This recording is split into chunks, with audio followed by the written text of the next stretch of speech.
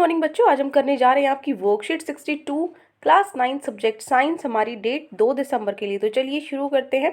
तो हम पढ़ रहे थे अपना चैप्टर स्ट्रक्चर ऑफ एटम। उसके अंदर आज हम वैलेंसी के बारे में पढ़ेंगे। वैलेंसी क्या है, कैसे हम उसको निकाल सकते हैं। ठीक है, तो सबसे पहले क्या है वैलेंसी और कैसे हम इसको निकाल सकते हैं, ये फाइंड आउट करने के लिए आपको याद होगा हमने पढ़ा था Bohr's model of an atom में कि जो इलेक्ट्रॉन है वो रिवोल्व करते हैं न्यूक्लियस के अराउंड। ये न्यूक्लियस है, इसके चारों तरफ जो इलेक्ट्रॉन्स है वो घूमते हैं, ठीक है, अपने अपने ऑर्बिट्स में।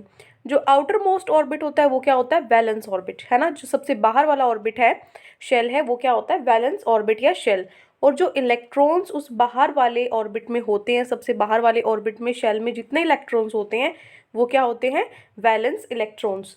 तो जो डिस्ट्रीब्यूशन है इलेक्ट्रॉन्स का एक एटम के अंदर अलग अलग ऑर्बिट में, उनकी कैपेसिटी के हिसाब से, क्योंकि देखो मैंने आपको बताया है कि जो फर्स्ट ऑर्बिट है उसके अंदर 2 इलेक्ट्रॉन आ सकते हैं, दूसरे के अंदर सिर्फ मैक्सिमम 8 इलेक्ट्रॉन आ सकते हैं। ये चीज़ें जो हमने पढ़ी थी, अपनी कैपेसिटी के अकॉर्डिंग जो इलेक्ट्रॉन है एक एटम में उतने ही आ सकते हैं एक ऑर्बिट में। तो जितनी अवेलेबिलिटी है कि भाई इतनी जगह है, उसके अकॉर्डिंग जो हम डिस्ट्रीब्यूट करते हैं एटॉमिक नंबर को, जैसे हम करते हैं, वो क्या होती है, इलेक्ट्रॉनिक कन्फिग्रेशन। कैपेसिटी के हिसाब से ऑर्बिट्स में इलेक्ट्रॉन्स को बांटना, ठीक है। तो जब कोई एटम गेन होता है या लूज होता है, ठीक है, कोई एटम है जो वो गेन करता है या लूज करता है, इलेक्ट्रॉन को देता है या लेता है, तो दोनों ही कंडीशन में वो क्या बन जाता है, आयन बन जाता है, ठीक है। अगर वो देता है तो भी वो आयन बनता है और अगर लेता है तो भी आयन बनता है। तो इस पूरे प्रोसेस में जो नंबर है इलेक्ट्रॉन का एक एटम के अंदर वो चेंज हो जाता है, लेकिन जो नंबर ऑफ प्रोटॉन है, क्योंकि इलेक्ट्रॉन तो उसने दे दिए या ले लिए, तो जो इलेक्ट्रॉन है उनका नंबर तो चेंज हो जाता है, लेकिन जो नंबर ऑफ प्रोटॉन है एटम के अंदर वो अनचेंज रहते हैं, वो नहीं बदलते, ठीक है। जैसे देखो इलेक्ट्रॉनिक कन्फिग्रेशन है सोडियम का, तो इसके अंदर जो सोडियम होता है उसका एटॉमिक नंबर होता है 11, ठीक है। तो 11 को डिस्ट्रीब्यूट करो, पहले पहले में 2 आ सकते हैं, दूसरे में 8 आ सकते हैं, ठीक है। तो 10 हो गई, 11 है तो लास्ट में कितना बचा, 1 बचा, ठीक है। तो हमारी जो इलेक्ट्रॉनिक कन्फिग्रेशन है वो कितनी हो गई, 2 8 1। लेकिन but when it lose 1 electron, जब ये एक इलेक्ट्रॉन देगा, आखिरी में देखो एक इलेक्ट्रॉन है, ये क्या इसके लिए क्या अच्छा हुआ कि 7 इलेक्ट्रॉन लेने से बेटर है, इतनी ज़्यादा इलेक्ट्रॉन वो लेगा, इतनी ज़्यादा एनर्जी होगी, तो इससे बेटर है कि वो एक इलेक्ट्रॉन लूज कर दे, है ना। तो वो क्या करेगा, अगर एक इलेक्ट्रॉन लूज करता है तो वो कौन सा बन जाएगा, सोडियम आयन बन जाएगा। मतलब पॉजिटिव चार्ज जो देता है, जो दानी होता है वो क्या होता है, अच्छा होता है, तो वो पॉजिटिव होता है, प्लस होता है। ये मैंने आपको बताया है पहले भी। तो ये क्या हो गया, Na प्लस सोडियम आयन बन गया ये, जिसकी इलेक्ट्रॉनिक कन्फिग्रेशन क्या होगी, 2 8। सोडियम आयन की कन्फिग्रेशन है 2 8, सोडियम की कितनी होती है, 2 8 1। अब इस आयन के अंदर 1 उसने लूज कर दिया है, दे दिया है, तो इसलिए सोडियम आयन की इलेक्ट्रॉनिक कन्फिग्रेशन 2 8 है, ठीक है। तो जो एटम रिएक्ट करता है एटम के दूसरे एलिमेंट के एटम के साथ शेयर करके, या फिर अपना इलेक्ट्रॉन देता है या लेता है, इलेक्ट्रॉन लूज होता है, गेन करता है, शेयर करता है इलेक्ट्रॉन, ताकि वो अचीव कर सके ऑक्टेट आउटर मोस्ट शेल में, ठीक है। आउटर मोस्ट जो सबसे बाहरी वाला शेल है उसके अंदर मैक्सिमम कितने आ सकते हैं, 8 आ सकते हैं, है ना। तो 8 जो मैक्सिमम आ सकते हैं, तो उसको कंप्लीट करने के लिए, अपनी वैलेंसी को कंप्लीट करने के लिए, जो अपना इलेक्ट्रॉन्स आफ्टर जो ऑक्टेट के अंदर जो इलेक्ट्रॉन्स है वो 8 आ सकते हैं, उसको ऑक्टेट को कंप्लीट करने के लिए वो क्या करता है, शेयर करता है, गेन करता है या फिर लूज करता है इलेक्ट्रॉन को। तो जो नंबर ऑफ इलेक्ट्रॉन्स है जो शेयर होते हैं या फिर ट्रांसफर हो जाते हैं एक एटम से दूसरे एटम में, ताकि उसका जो ऑक्टेट है या 8 इलेक्ट्रॉन्स है उसके वैलेंस शेल में वो उसको मिल सके, तो उसी को हम बोलते हैं वैलेंसी, ठीक है। वही क्या होती है, जितने जो नंबर ऑफ इलेक्ट्रॉन्स उसने शेयर किए हैं, लूज किए हैं, दिए हैं या लिए हैं, वो क्या है, उसकी वैलेंसी है। जो वैलेंसी को हमने पहले भी पढ़ा है, वैलेंसी क्या होती है, combining capacity of that element, जो वो एलिमेंट है उसकी कितनी कंबाइनिंग कैपेसिटी है, उसको भी हम वैलेंसी बोल सकते हैं, ठीक है। समझ में आ गया वैलेंसी क्या है, कितनी वो जो इलेक्ट्रॉन, नंबर ऑफ इलेक्ट्रॉन्स, कितने इलेक्ट्रॉन्स वो जो शेयर हो रहे हैं एक एटम से दूसरे एटम में अपना ऑक्टेट कंप्लीट करने के लिए, वही क्या है, उसकी वैलेंसी है। तो थोड़ा सा और पढ़ते हैं वैलेंसी के बारे में। जो maximum number of electrons that can be accommodated in the outer most shell, जो सबसे बाहरी शेल है, आउटर मोस्ट शेल है, उसके अंदर कितने इलेक्ट्रॉन आ सकते हैं, ठीक है, 8 आ सकते हैं मैक्सिमम। तो ये क्या हो जाएगा, ऑक्टेट हो जाएगा, इसलिए हम इसको ऑक्टेट बोलते हैं, क्योंकि ऑक्टागन क्या होता है, जिसकी 8 आपकी साइड्स होती हैं, तो उससे ऑक्टेट से ये वर्ड आया है, ठीक है। 8 से ये वर्ड आया ऑक्टेट। तो आउटर मोस्ट जो आपका शेल है उसके अंदर मैक्सिमम नंबर ऑफ इलेक्ट्रॉन कितने हो सकते हैं, 8 हो सकते हैं। तो जो वैलेंस शेल है जिसमें 8 इलेक्ट्रॉन्स हैं, in it is said to be possess an octet, तो वही क्या होता है, एक ऑक्टेट होता है। दूसरा देखो, if an atom has 8 electrons, एक एटम है जिसके अंदर 1 इलेक्ट्रॉन है उसके वैलेंस ऑर्बिट में, तो जो उसकी कंबाइनिंग कैपेसिटी है या फिर जो उसकी वैलेंसी है वो 0 होगी, क्योंकि उसका पहले से ही ऑक्टेट कंप्लीट है, पहले से ही उसमें 8 हैं, ठीक है। तो ना तो उसको कुछ लेना ना देना और ना कुछ उसको शेयर करने की ज़रूरत है, ठीक है, क्योंकि वो क्यों करेगा, क्योंकि उसका तो सब कुछ उसका कंप्लीट है, ठीक है, वो स्टेबल है बिल्कुल, उसको ना इलेक्ट्रॉन्स की ज़रूरत है, ना देने की ज़रूरत है, ना लेने की ज़रूरत है, तो उसकी वैलेंसी क्या हो जाएगी, 0 हो जाएगी, ठीक है। तो दिस विल शो नो और वेरी लिटिल केमिकल एक्टिविटी, तो इसका मतलब या तो कोई केमिकल एक्टिविटी हो ही नहीं रही है, हो भी रही है तो बहुत ज़्यादा लिटिल, बहुत ना के बराबर, ठीक है। Thus they are inert in nature, इसलिए ये नेचर में इनर्ट होते हैं, जैसे हीलियम, नियोन एक्सेट्रा, ये हैं, ये क्या होते हैं, इनर्ट गैसेस भी जिसको बोलते हैं, ये क्या होते हैं, इनर्ट होते हैं नेचर में, क्योंकि ये रिएक्ट नहीं करते। अब देखो एटम्स हैं जो रिएक्ट करते हैं ताकि वो अपना ऑक्टेट को अचीव कर सके, अपने ऑक्टेट को हासिल कर सके अपने वैलेंस ऑर्बिट में, और that can be achieved by sharing, कैसे अचीव हो सकता है, वो कैसे हासिल कर सकते हैं ऑक्टेट को, लूज करके, गेन करके इलेक्ट्रॉन, या शेयर करके दूसरे एटम्स के साथ, ठीक है। लास्ट पॉइंट देखो, जो कंबाइनिंग कैपेसिटी है एक एटम की, ठीक है, एटम ऑफ रिएक्टिव एलिमेंट, किसी रिएक्टिव एलिमेंट की जो कंबाइनिंग कैपेसिटी है या जो उसकी टेंडेंसी है, उसकी क्षमता है रिएक्ट करने की और मॉलिक्यूल्स बनाने की, एटम्स जो सेम या फिर डिफरेंट एलिमेंट्स हैं, मतलब अपने ही सेम एलिमेंट के साथ वो रिएक्ट कर रहा है, मॉलिक्यूल फॉर्म कर रहा है, मॉलिक्यूल बना रहा है, या दूसरा कोई एलिमेंट भी हो सकता है, ठीक है। तो वो ऐसा क्यों करता है, वो एक अटेम्प्ट होता है ताकि वो एक फुल्ली फिल्ड ऑक्टेट को हासिल कर सके, जो आउटर मोस्ट शेल है उसको ऑक्टेट उसके अंदर कंप्लीट कर सके, ठीक है। अब देखो steps to calculate the valency, ये तो हो गया वैलेंसी क्या होती है, हमने पढ़ लिया। मैंने बोला था दो चीज़ें पढ़नी है, वैलेंसी क्या होती है और दूसरा कि उसको निकाल कैसे सकते हैं, ठीक है, कैसे वैलेंसी को कैलकुलेट कर सकते हैं। ये अब देखो कैसे कैलकुलेट करेंगे। सबसे पहले क्या करना होगा, first right the electronic configuration of the element, सबसे पहले हमें जो एलिमेंट है उसकी इलेक्ट्रॉनिक कन्फिगरेशन पता होनी चाहिए, वो आपको लिखनी पड़ेगी, ठीक है। जैसे मैंने सोडियम की लिखी थी 281, ये क्या है, इलेक्ट्रॉनिक कन्फिगरेशन। तो अगर जो आउटर मोस्ट शेल है उसमें या तो बराबर हो 4 इलेक्ट्रॉन्स की या 4 इलेक्ट्रॉन से कम हो, ठीक है। अगर आउटर मोस्ट शेल में हैज़ लेस देन और equal to 4 electrons in it, तो जो वैलेंसी है वो सेम रहेगी जितने नंबर ऑफ वैलेंस इलेक्ट्रॉन्स है, ठीक है। कहने का मतलब जैसे 281 था तो लास्ट में 4 हो या 4 से कम हो तो वही वैलेंसी रहेगी जो लास्ट शेल में आपके इलेक्ट्रॉन है। यहाँ पे लास्ट शेल में 1 इलेक्ट्रॉन है तो इसकी वैलेंसी 1 ही होगी। ये किस केस में होगा, जब आपकी जो लास्ट शेल में 4 से कम आपके इलेक्ट्रॉन्स हो। तो ये बहुत ईजी होता है, इसके लिए ईजी होता है वो लूज इलेक्ट्रॉन जो है वो अपना दे सके, लेने की बजाय वो दे दे, ठीक है, जो 4 जो इलेक्ट्रॉन्स है उससे कम हो।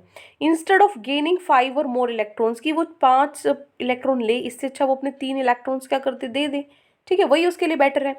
अब देखो if the outer most shell is more than 4 electrons, ये तो बात थी भाई 4 से कम है तो जो आउटर मोस्ट शेल में है इलेक्ट्रॉन्स वही उसकी वैलेंसी हो जाएगी। लेकिन अगर 4 से ज़्यादा है तो जो उसकी वैलेंसी है वो हम कैसे कैलकुलेट करेंगे, उसकी वैलेंसी को कैलकुलेट करेंगे 8 minus the number of valence electrons, 8 में से माइनस कर देंगे जो इलेक्ट्रॉन्स वैलेंस इलेक्ट्रॉन्स है वो माइनस कर देंगे। फॉर एग्जांपल सल्फर है, सल्फर का एटॉमिक नंबर होता है 16, तो मैंने इसको डिवाइड करा 2 8 10 हो गई और 6 16 हो गई, तो यहाँ पे 6 है, तो यहाँ पे मोर देन 4 है, मोर देन 4 है तो कैसे कैलकुलेट करेंगे, 8 में से ये माइनस कर देंगे, 8 में से 6 माइनस कर दो कितना आया 2, तो जो सल्फर है उसकी जो वैलेंसी है वो कितनी आएगी 2 आएगी, ठीक है। ये मोर देन 4 वाले में, मोर देन 4 में क्या करेंगे 8 में से माइनस कर देंगे, अगर 4 से कम है तो वही वैलेंसी हो जाएगी जो लास्ट शेल में है, ठीक है। अब देखो एग्जाम्पल्स हैं यहाँ पे कुछ आपके एलिमेंट्स है, जैसे सोडियम जिसका एटॉमिक नंबर 11 है, इसकी जो इलेक्ट्रॉनिक कन्फिग्रेशन है ये क्या है 281, 281 क्या है, ये आपके शेल है, ये के शेल है, ये एल है और ये एम है, एन शेल इसके अंदर है ही नहीं, इसके अंदर 3 ही शेल है, 3 आपके ऑर्बिट्स हैं, तो इसकी वैलेंसी क्या होगी, जो हमारी लास्ट में है 1 है, इलेक्ट्रॉन इन वैलेंस शेल, मतलब वैलेंस शेल में कितने इलेक्ट्रॉन है, 1 इलेक्ट्रॉन है, तो इसकी वैलेंसी कितनी है 1 है। इसी तरीके से मैग्नीशियम का जो एटॉमिक नंबर है वो 12 है, तो इसको भी कैसे हम इलेक्ट्रॉनिक कन्फिग्रेशन कर सकते हैं 282, पहले में 2 आ सकते हैं दूसरे में 8 आ सकते हैं मैक्सिमम, तो ये कितने हो गए 10, तो यही हो गए, 2 बच गए तो वो 2 मैंने यहाँ लिख दिया। तो वैलेंस शेल में कितने इलेक्ट्रॉन है 2 है और वैलेंसी कितनी हो जाएगी 2 हो गई। उसके बाद है फ्लोरीन, एटॉमिक नंबर कितना है 9 है, इसको डिवाइड करो 2 आ सकते हैं, पहले में 2 लिख दो, कितने बचे 9 में से 2 माइनस कर दो 7 बचे, तो अगले में से 8 तक आ सकते हैं तो 7 लिख दो, क्योंकि 8 से कम भी आ सकते हैं, 7 लिख दो।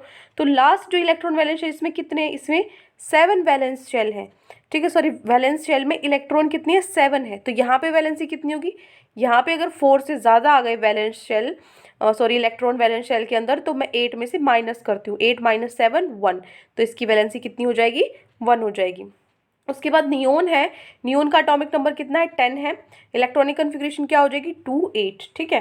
तो यहाँ पे इलेक्ट्रॉन्स कितने हैं वैलेंस शेल में 8 है यहाँ पे, तो ये 8 है, ऑक्टेट है, तो ना तो इसको लेने की जरूरत ना देने की जरूरत, तो इसकी वैलेंसी कितनी हो जाएगी 0। कार्बन है, कार्बन का एटॉमिक नंबर 6 है, इलेक्ट्रॉनिक कन्फिग्रेशन क्या होगी 2 4, तो इलेक्ट्रॉन कितने वैलेंस शेल में 4 है, तो मैंने बताया 4 है या 4 से कम है तो वैलेंसी वही रहेगी 4, ठीक है। तो ये आपकी वर्कशीट में आज गिवन था आपको कि कैसे वैलेंसी होती क्या, उसको निकाल कैसे सकते हैं। अब हमें क्वेश्चन हमारे सॉल्व करने, 4 क्वेश्चंस आपको गिवन है। फर्स्ट क्वेश्चन ही यही है कि व्हाट इज वैलेंसी, की वैलेंसी क्या है। तो चलो चारों क्वेश्चंस को सॉल्व करते हैं।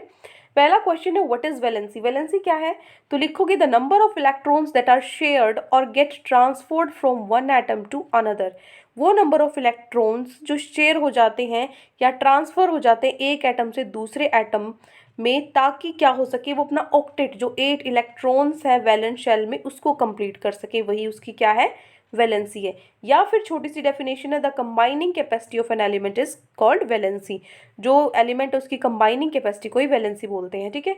ये देखो अगर आप किसी बच्चे को लिखना, तो आपको ये है जो मैंने ऊपर वाला लिखा है ये आपको एग्जाम में लिखना है। ये उस केस में है कि ये वर्ड एक बस आपको ध्यान रखना है कंबाइनिंग कैपेसिटी, ये उस केस में है जब आपको डेफिनेशन याद ना रहे, तो एग्जाम में क्वेश्चन को खाली छोड़ने से बेटर है कि आप उसमें ये लिख दो the combining capacity of an element, ठीक है। अगर आप इसको भूल भी जाओ, वैसे भूलने की कोई बात नहीं है, क्योंकि अगर आपको समझ में ही आ गया कि वैलेंसी होती क्या है, कि जो नंबर ऑफ इलेक्ट्रॉन्स है जो शेयर करते हैं एक एटम से दूसरे एटम में ट्रांसफर होते हैं अपना ऑक्टेट कंप्लीट करने के लिए, वो वो क्या होता है वैलेंसी होती है, ठीक है। लेकिन फिर भी भूल जाओ तो कंबाइनिंग कैपेसिटी वर्ड आपको याद रखना है, ठीक है। हाफ मार्क्स 1 मार्क कुछ तो मिलेगा। तो ये हो गया आपका question number 1। Now move to question number 2। Question number 2 है हमारा what will be the maximum number of electrons present in K L M and N orbits, कितने ज़्यादा नंबर ऑफ इलेक्ट्रॉन्स हैं जो ऑर्बिट्स के एल एम एन में आ सकते हैं। तो maximum number of electrons in different shells are, तो फॉर्मूला मैंने आपको बताया था पिछली वर्कशीट में 2n का स्क्वायर, ये फॉर्मूला होता है क्या निकालने का, कि कितने ज़्यादा मैक्सिमम इलेक्ट्रॉन आ सकते हैं एक शेल में। तो देखो के शेल में n क्या होता है 1 होता है, के शेल में n 1 होता है, तो फॉर्मूला 2n स्क्वायर है, इसमें वैल्यू पुट करो n की 1, ठीक है। 1 का स्क्वायर 1 होता है, तो 2 × 1 2। फिर l शेल के लिए जो n की वैल्यू है वो 2 होती है, तो 2n स्क्वायर है, जो 2n स्क्वायर में क्या कर दो n की जगह 2 पुट कर दो, 2 का स्क्वायर कितना होता है 4, तो 4 × ये तो हो गया 2, ठीक है। और ये 2 का स्क्वायर है, 2 का स्क्वायर होता है 4, तो 2 4 ज़ा 8, ये हो गया यहाँ पे 8। उसके बाद m शेल के लिए जो n की वैल्यू 3 होती है, तो 2n स्क्वायर में n की जगह 3 पुट कर दो, 3 का स्क्वायर होता है 9, 9 × 2 18। n शेल के लिए n कितना होता है 4 होता है, फॉर्मूला होता है 2n स्क्वायर, तो यहाँ पे क्या हो जाएगा n की वैल्यू आप पुट कर दो 4, 4 का स्क्वायर होता है 16, 16 × 2 32। ये हो गया आपका क्वेश्चन नंबर 2। यहाँ पे बेटा ये थोड़ा पास पास लिखा हुआ है, तो यहाँ कोमा लगा लेना, ठीक है। इन सब 3 के बाद 4 के बाद कोमा लगा लेना, क्योंकि ये ऐसा लग रहा है कि ये 12 लिखा हुआ है, ये 22 लिखा हुआ है, ये 32 लिखा हुआ है, ऐसा लग रहा है, लेकिन ऐसा नहीं है, ये सिर्फ यहाँ तक है। के शेल के लिए n 1 होता है, एल शेल के लिए n 2 होता है, ये इससे अलग है। तो अब क्या करना, यहाँ पे कोमा लगा लेना ऐसे, ठीक है, छोटे छोटे यहाँ कोमा लगा लेना, या फिर स्पेस छोड़ देना काफ़ी सारा। ये हो गया आपका क्वेश्चन नंबर 2। अब हम चलते हैं हमारे क्वेश्चन नंबर 3 पे। क्वेश्चन नंबर 3 क्या है, आपको क्या करना है, इलेक्ट्रॉनिक कॉन्फ़िगरेशन लिखना है कार्बन और सोडियम एटम का, और उनकी वैलेंसी भी आपको लिखनी है, ठीक है। क्या करना है, इलेक्ट्रॉनिक कॉन्फ़िगरेशन कार्बन का, जो कार्बन है कार्बन का एटॉमिक नंबर क्या होता है 6 होता है। इलेक्ट्रॉनिक डिस्ट्रीब्यूशन क्या होगा, इलेक्ट्रॉनिक डिस्ट्रीब्यूशन है, यहाँ पे आप क्या कर लेना, इसको कॉन्फ़िगरेशन कर लेना। मैं कर देती हूँ इसको 1 मिनट, ये देखो, तो ये मैंने ठीक कर दिया आप लोगों के लिए, ठीक है। तो ये देखो अब क्या करना है, कार्बन का एटॉमिक नंबर 6 होता है, इलेक्ट्रॉनिक कॉन्फ़िगरेशन क्या होगी 2 4, ठीक है, 2 4। तो वैलेंसी क्या होगी, जो लास्ट शेल में होता है वही वैलेंसी होती है, तो क्या हो जाएगा वैलेंसी 4 हो जाएगी। सोडियम की भी इसी तरीके से निकालो, एटॉमिक नंबर होता है सोडियम का 11, इलेक्ट्रॉनिक कॉन्फ़िगरेशन क्या हो जाएगी 281। ये तो मैंने आपको शुरू से एग्जाम्पल इसी का लेकर चल रही हूँ, याद हो गया होगा आपको। तो यहाँ पे वैलेंसी कितनी हो जाएगी 1, ठीक है। तो ये हो गया मेरा क्वेश्चन नंबर 3। अब आता है हमारा लास्ट क्वेश्चन आज की वर्कशीट का, क्वेश्चन नंबर 4। इसमें आपको क्या करना है, जो एटॉमिक नंबर है लिथियम, बोरोन, सल्फर का, वो कितना है 3, 5, 6 रिस्पेक्टिवली। रिस्पेक्टिवली का मतलब होता है लगातार जिस लाइन जिस तरीके से लिखा हुआ है उस तरीके से आपको ये करना है। मतलब लिथियम का 3 है, बोरोन का 5 है और सल्फर का 16 है। ठीक है, तो आपको बताना है what will be their valency, valency क्या होगी। तो देखो क्या करोगे, एलिमेंट है पहले लिथियम, बोरोन, सल्फर, ये क्या है एटॉमिक नंबर। लिथियम का एटॉमिक नंबर है 3, बोरोन का 5, सल्फर का 16। उसके बाद ईसी का मतलब है बेटा इलेक्ट्रॉनिक कन्फिग्रेशन। आप इसको पूरा भी लिख सकते हो, इतना भी लिख सकते हो। तो 3 का इलेक्ट्रॉनिक कन्फिग्रेशन क्या होगा, 2, 1, क्योंकि फर्स्ट में 2 आ सकते हैं। उसके बाद 3 में से 2 चले गए, सिर्फ एक बचा, तो वैलेंस शेल में एक ही बचा, तो वैलेंसी कितनी होगी इसकी 1। उसके बाद बोरोन है, बोरोन का एटॉमिक नंबर 5 होता है, वैलेंस इसका इलेक्ट्रॉनिक कन्फिग्रेशन क्या होता है 2, 3, तो वैलेंसी हो गई 3। उसके बाद जो सल्फर है, सल्फर का एटॉमिक नंबर 16 होता है, ये भी मैं आपको एक्सप्लेन कर चुकी वर्कशीट में। तो इसका क्या हो जाएगा इलेक्ट्रॉनिक कन्फिग्रेशन 2, 8, 6। तो जो वैलेंसी है वो कितनी हो गई 2 हो गई। कैसे, क्योंकि मैंने 8 - 6 कर दिया 2। ठीक है, तो ये हो गया आपका क्वेश्चन नंबर 4। तो ये 4 क्वेश्चंस आज आपकी वर्कशीट में गिवन थे। आई होप अच्छे से आपको चारों क्वेश्चंस उनके आंसर समझ में आ गए हैं और पूरी वर्कशीट भी। फिर भी कोई भी डाउट आपको पूरी वर्कशीट में तो कमेंट सेक्शन में आप मुझसे पूछ सकते हैं। और अगर आपको हमारी वीडियो अच्छी लगे तो हमारे चैनल को सब्सक्राइब भी कर सकते हैं। Thank you and have a great day.